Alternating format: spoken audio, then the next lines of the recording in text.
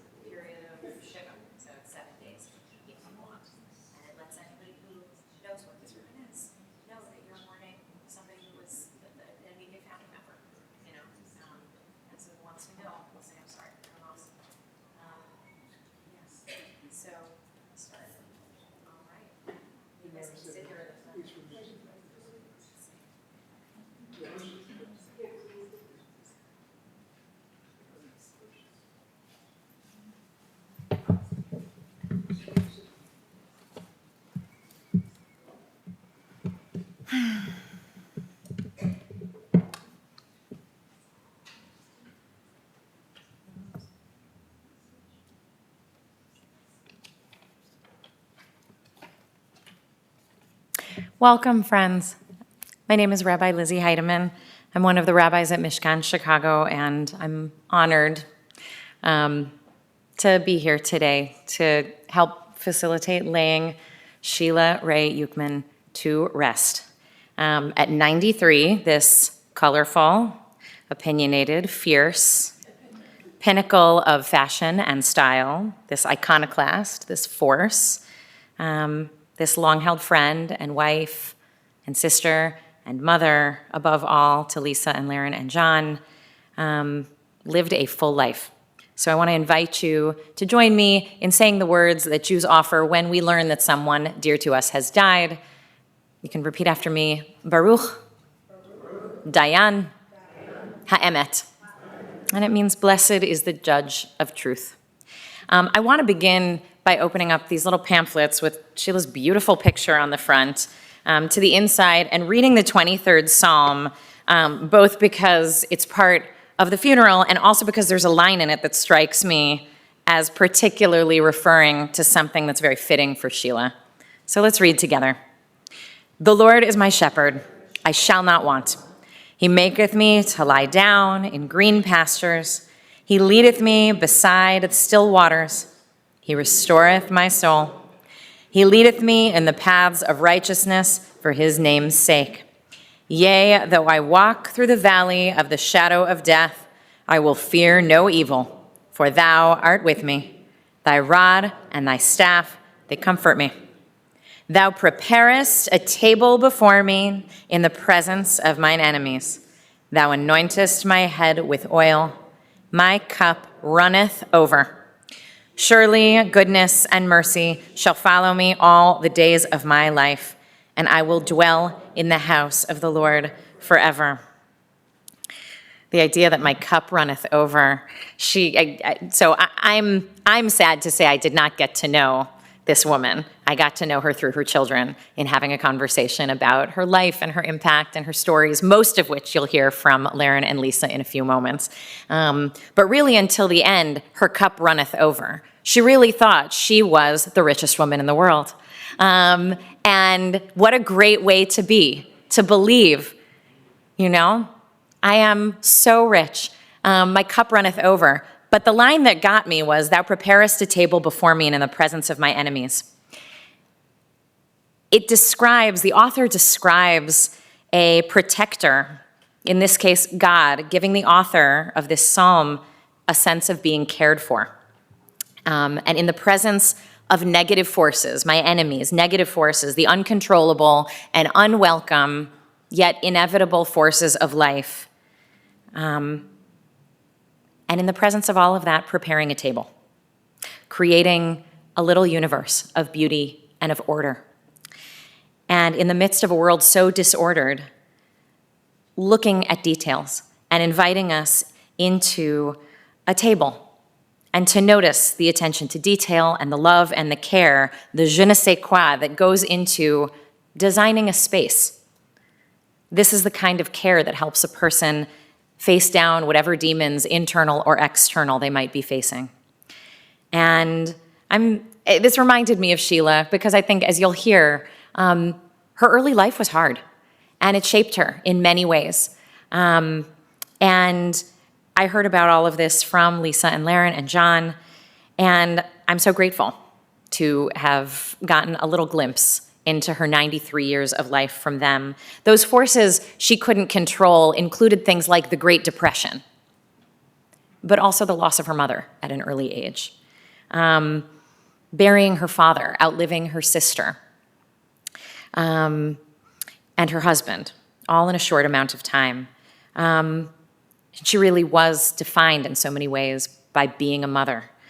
And she lived boldly and stylishly and unapologetically and encouraged her kids to do and achieve whatever they set their mind to, and believed in them and was proud of them.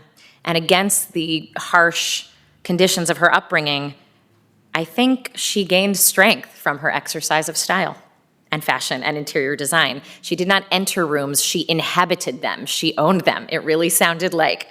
And her creativity and style were unmatched in everything that she put her Midas touch to. She could set a table, dress a home, assemble an outfit in ways nobody else could replicate, not Architectural Digest or Vogue magazine, better. And it wasn't about labels or trends, it was just about her unique artistry and style and class, which everyone noticed and commented on, and she enjoyed that very much. The psalmist goes on to say, "Surely goodness and mercy shall follow me all the days of my life, and I will dwell in the house of the Lord forever." Sheila created a world in her home and the home in which Lisa and John and Laren were raised, and one in which she never said no to a dream that they had or an idea, in which she encouraged them to go for it, whatever it was, withholding nothing. Goodness and mercy followed her in so many ways all the days of her life. Even in this moment, as we gather to say goodbye, I have no doubt that Sheila will bring that flair and style to the house of the Lord as she ascends into the next realm. May Sheila's memory be a blessing. And Laren and Lisa, come on up to share reflections on your mom.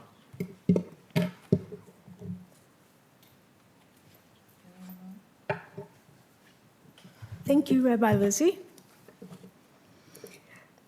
She came from a family of bootleggers, tavern owners, precinct captains, and Democrats.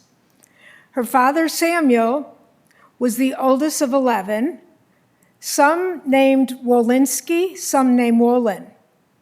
Her mother, Lenora, whose maiden name was Cooper, was the bootlegging side of the family. Lenora was one of 7 children. As Sheila would say with great poetic license, she never had a mother. Sheila lost her mother to multiple sclerosis at a young age. Despite that, Sheila was the ultimate mom. She was not the mom with the Kleenex in her purse, nor was she the mom of hugs and kisses, but her love was unconditional, and she was always present.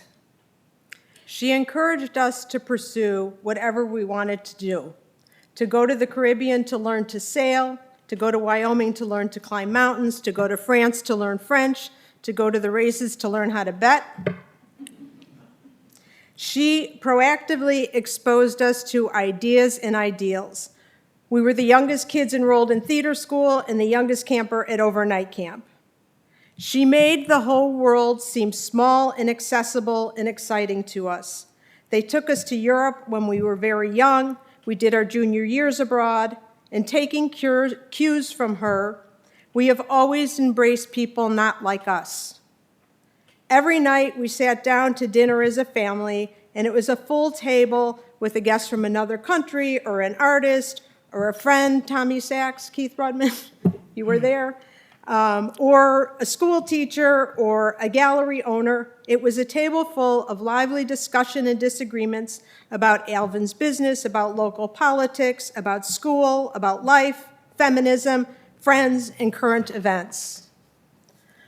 Over the last few days, we've heard from scores of friends from the last 60 years, and not one of them has failed to mention Sheila's warmth, generosity, and kindness towards them. Whether it was on Rasher Street or 1110 or the Carlisle, ours was the hangout home where our friends congregated. During law school, I remember many nights when my study mates ended up sleeping over at the house. And Ted and Cindy would be on the leather couch. Shelley would be on the Corbusier Chase lounge with pony hair. I'd be on the armchair. My mom would walk in the next morning, early, of course, early in the morning, you could never sleep late, and wake us up, ask us how we all slept, and what do we want for breakfast, and off we went. But she was always there. Our house was where they came to get a warm heart and honest advice from Sheila. A product of her time, she told us and our friends to save our virginity, to suffer for beauty, and her favorite that she actually needle-pointed onto a pillow was, boring women have neat houses. She'd take the shirt off her back if anyone gave her a compliment, and she'd also take it off of ours. I am sure that my friend Nancy still has my favorite yellow Lacoste shirt with the French cuffs. Like a tiger mom, she was all in for her mostly less than perfect kids. At the public school that I attended, we sat according to smartness. And let's just say I was not a compliant student. I remember in 5th grade, my low point academically, I was at war with my teacher. I was the only girl in the dumb rows. All evidence to the contrary, my mother told me that I could be not only America's first female president of the United States, but I could be America's first female Jewish president of the United States. This is unconditional love, maybe delusional love, but definitely the boost that I needed when no one else believed in me. Similarly, Sheila stood behind John many times when, for example, he stole the keys from the school bookstore. Or, for example, when he got sent home from Paris for throwing water balloons out of the hotel window on the school trip to France. Or when he stole her diamond ring in 1st grade to give to his girlfriend. She was always there standing by us. She was not a vanilla mom. She was not a Leave It to Beaver poster mom, but she was an ever-present mom. When John and I got IEG started, it was definitely just a startup. Really, there wasn't a predictable path of success for us, but she was there at the beginning most every day, whether it was bringing lunch to the office, or answering phones, or making coffee, or clipping newspapers, or filing. Whatever was needed, she was there. She didn't miss a seminar in 31 years. I don't think she ever missed reading one of the newsletters we published, which was more than 806 newsletters. She just was there to support us in whatever we did. Lest we leave you thinking that she was the perfect mom, she was not. She was hard, she was judgmental, she held us accountable. We didn't have a curfew, but we did have to wake her up when we came home so she would know when we got home, but that alone was a deterrent from staying out too late because you didn't want to incur her wrath if you woke her up at 3 in the morning. While we grew up with privilege, we were all working at a young age, whether at Baskin & Robbins, Maury Mages, or Slicer's Deli. And being her kid, you could not be idle. When her and my dad bought their apartment at 1110, they actually bought raw space, and they designed this space. She strategically put the washing machine right outside the kids' bedrooms and inevitably would have it running before 7 a.m. every morning. Needless to say, we still get up very early. And when I was 18, in the summer before college, I didn't really have a plan for that summer. And the second day into summer vacation, when I was in the den watching TV, she marched in and she said, either you get a job or you're going to vacuum the house for the summer. So I got a job. So while she raised us to be really independent, when she saw us going down a rabbit hole that we could not get out of, she would often come to our rescue without us really knowing how she was doing it or that she was even doing it. For example, after college, the only job I could get, and I'll never forget this, I went to an employment agency, I couldn't type, I'd major in philosophy and political science, and this woman said to me that I was qualified to be, quote, a wife. And I burst into tears. And anyway, I ended up working at Merrill Lynch as a broker trainee. And to put it mildly, I was fucking miserable, okay? And I was like gaining weight by the minute, crying myself to sleep. And I don't know what I would have done if I ended up staying at Merrill Lynch, but I didn't know another way out. I mean, I just didn't. Well, my mom said to me, you know, I've been volunteering at this campaign for this woman, Jane Byrne, who's running for mayor, and they need an assistant press secretary, and you worked at that Colorado Springs Sun in college. Why don't you go apply? Well, I took my lunch hour at Merrill Lynch and marched right in and applied, and, you know, it was a volunteer position. They didn't say no. And that job with Jane Byrne led to my starting IEG, and the rest is history. And of course, it was Sheila, the ever-present fashion maven, who, after our first conference, where I was so proud of buying my own Chanel suit, after that year, marched me into a store I'd never heard of called Jill Sander and said, you know, Lisa, that Jill Sander is very aging, and you need something that doesn't have labels and isn't so recognizable and is more modern. You should try this Jill Sander. And of course, for the next 20-something years, it was what I wore, Jill Sander. So she was always there helping us, but letting us think it was, you know, us being the independent entrepreneur, figuring it out for ourselves. She was also the source of many laughs, just simply because she had no gatekeeping skills. John's friend from pre-kindergarten, Richard Kaplan, shared a story with us that he remembers, you know, when they were 5, coming over to our house for sleepovers and great dinners and watching Batman, but he also remembers Sheila outing him at one of the sleepovers when she exclaimed, "Look, Richard brought all of his stuffed animals with him to the sleepover." And when John Rentis and I were negotiating to buy a condo one time, we coached Sheila. We needed her to play a role. And we told her, John told her, that we needed her to walk into the apartment and just say, this is horrible, it needs so much work. He was doing that as a way to kind of, you know, break down the seller so that we could get a better price. And so we coached her all the way to the apartment, right? And we had the words in our mouths. Sheila walks in and she goes, "Oh my God, this is beautiful." You could always count on her. She was full of contradictions. She never finished college, but she was a lifelong learner. She took classes in art, in film, in literature, in current events until she was 90. She was not a joiner, a card player, or a golfer, but she was a lifelong, proud official member of the Sandbox. Her 8 lifelong friends from Nettlehorse Grammar School. She was living life kind of anti-wellness. Her idea of hydration was black coffee. For many decades, her idea of nutrition was cigarettes.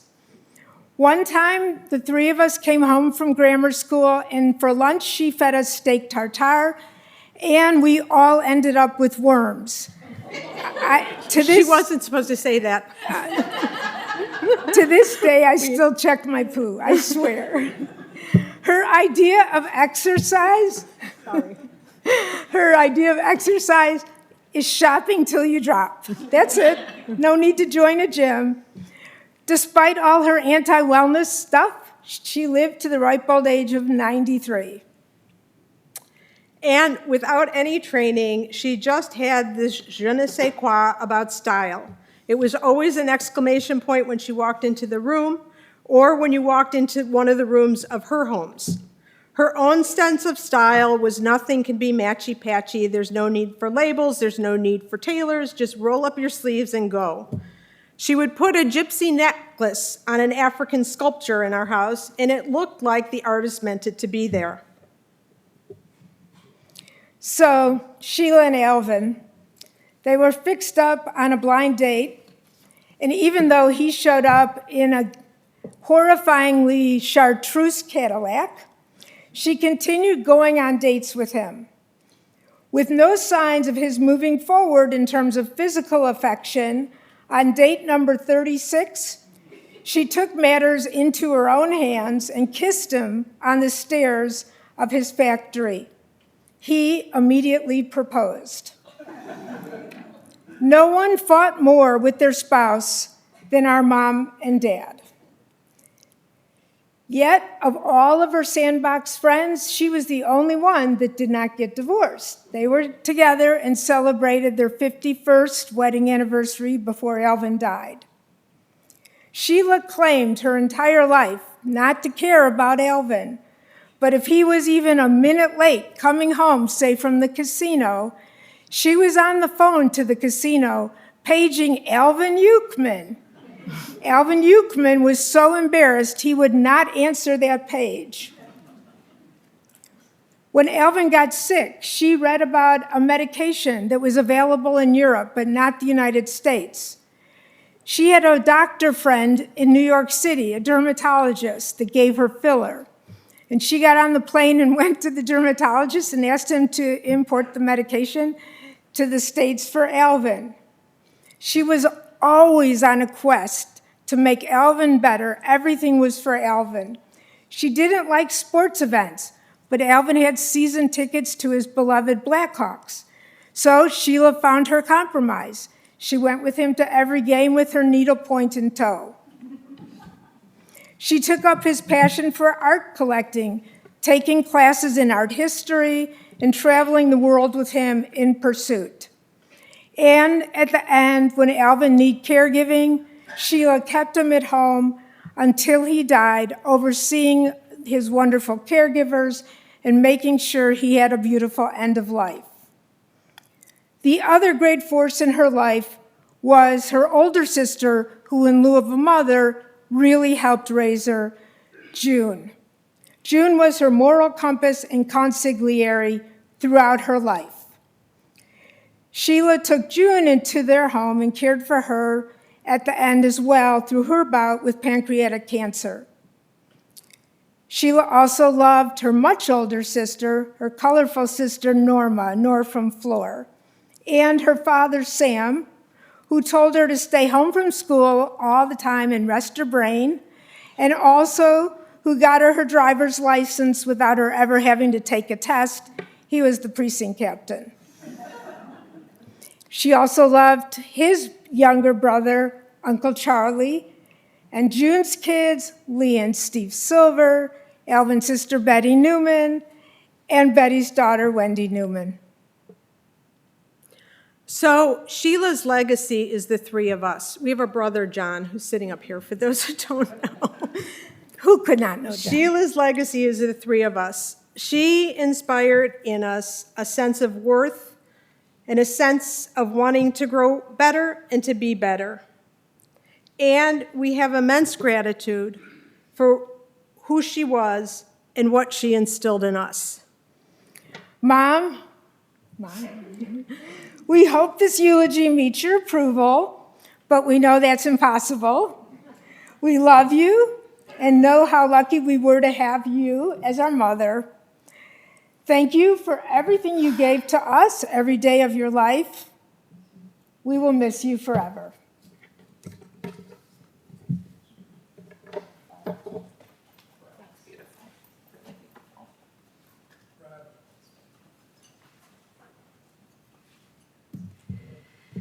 And Sheila really was blessed in the last year of her life to have Lisa visit every single day, which I'm sure brought her so much comfort, as it brought you comfort too, even if she was yelling at you. And that part of resting in peace is knowing that you were there every single day. What a beautiful tribute. One of the beautiful things about sitting with a family, for a mother who, 93 years old, you had a lot of memories and a lot of life, and the three of you all had the same mother, but different experiences of the same mother. And so, you use the language of contradiction. She was a woman of contradictions. She lost her mother at an early age, but becoming a mother was the most important thing to her. And she mothered you, and she mothered many of your friends, and extended that care, not just to you, but to your friends, to so many different people. And even if she does not have grandchildren, she has legacies in you and in so many of the people whose lives she touched with her warmth and interest and care and flair. They're listening to the live stream. And you're listening on the live stream, and we're so glad you are. And tonight, actually, for those of you who are in town, there will be a Shiva happening at Lisa's house. A Shiva is just an opportunity to come together and pay respects, but there'll also be an opportunity for those of you who also knew Sheila and might have a Sheila story to share because of your unique relationship with her, or the particular angle or version of her that you got to know, that you'll have the opportunity to share tonight as well. I want to ask us all to stand as we offer this prayer, El Maleh Rachamim.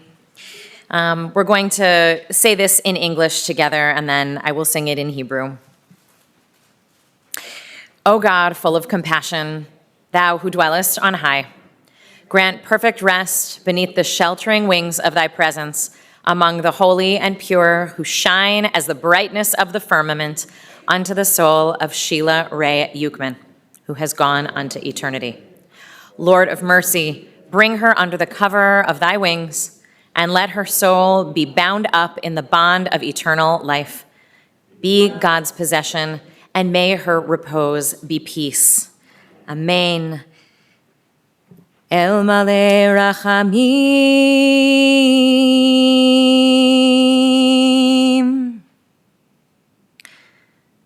Shochein Bameromim, המצא מנוחה נכונה תחת כנפי השכינה, במעלות קדושים וטהרים כזוהר הרקיע מזהירים, את נשמת שולמית בת שמואל ודיני שהלכה לעולמה, בגן עדן תהיה מנוחתה. בעל הרחמים תסתיריה בסתר כנפיך לעולמים, וצרור בצרור החיים את נשמתה. אדוני הוא נחלתה, ותנוח בשלום על משכבה, ונאמר, and we all say, Amen.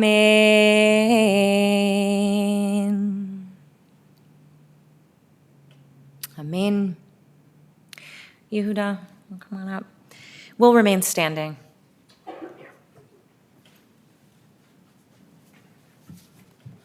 So friends, as the rabbi mentioned, there will be Shiva later at the Ukman Stiefel residence, 950 North Michigan until 8 p.m. this evening. And I just want to mention there's complimentary parking at 120 East Walton. The family will be joining a procession. For those who wish, the family Yes, the Shiva is at 9:50, but there's parking at 1:20, just to clarify. That information, just in case it was a little bit more confusing, is on the folder as well as on the website for those who are on the live stream. Memorial contributions in Sheila Rae's memory can be made to Chicago Public Library Foundation or to Mishkan Chicago. As I mentioned, the procession will be forming just outside the funeral home parking lot. While en route to the cemetery, please make sure you have your bright light and hazard lights on at all times. For additional measure of safety, please make sure you obtain an orange funeral safety sticker as well as a magnetic flag to place on the rooftop portion of your vehicle. Please drive as closely to the car in front of you as safety permits. The following individuals have been honored to serve as pallbearers. When I call your name, if you could please stand next to Mrs. Ukman's casket. Marjorie Beto, Karen Brown, John Rentis, Lee Silver, Arlen Stern, John Stiefel, and John Ukman. At this time, we are going to escort the casket from the chapel along with the family and the rabbi.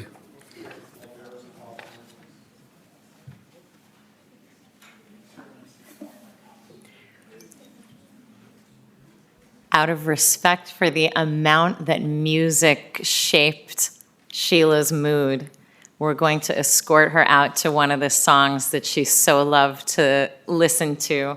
And so if you recognize the words, please join me as we escort her out. Go ahead.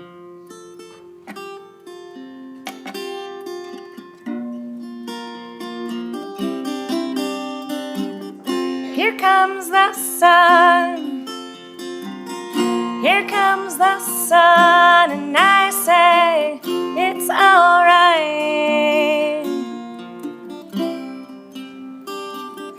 Little darling, it's been a long, cold, lonely winter. Little darling, it feels like years since it's been here. Here comes the sun, here comes the sun, and I say it's all right.